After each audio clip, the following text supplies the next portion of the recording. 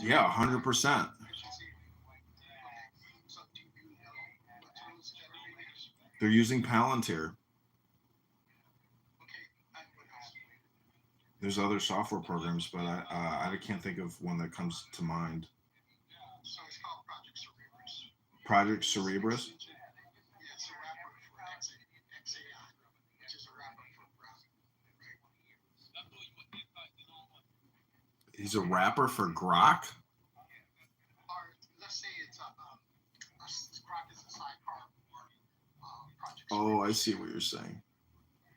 right? Do you have a link So on this, or should I just Google it?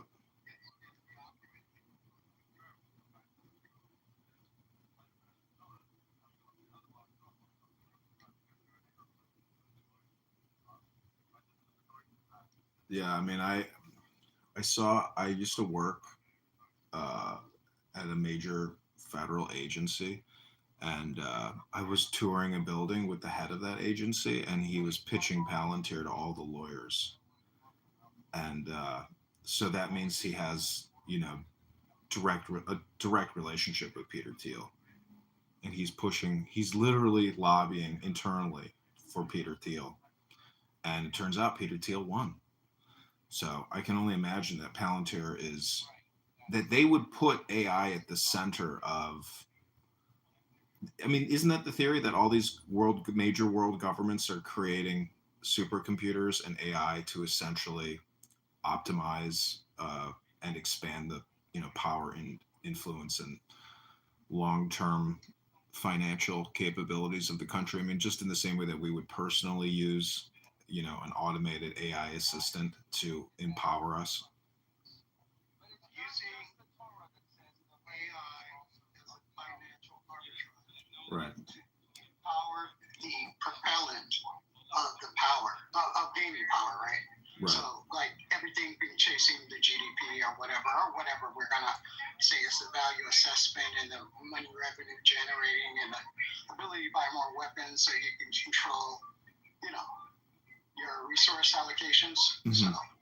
yeah, but my my issue is that I don't think that the top down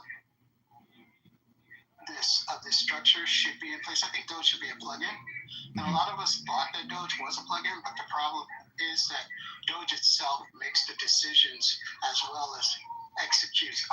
It does the analysis, right? It does cost benefit analysis. Mm-hmm. Does the hopefully it simulates what happens. I doubt that though. I doubt that the regression models can pinpoint that accurately enough. But ultimately, it does a top-down decision-making process and decides itself what it's got. And I think that is the problem with the system. You know, in principle, Doge is a good idea to identify bottlenecks, right? And to potentially simulate what those bottleneck tunings will be.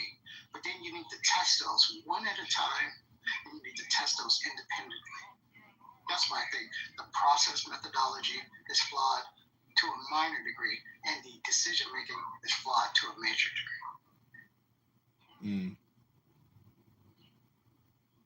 Hmm. I mean, well, what's your financial economic theory in terms of fiat currency and inflation and expanding the money supply, um, you know, immorally or inappropriately for the long term? So, I'm sorry, I'm gonna have to move you to the audience. So I'm a big rewards with it all.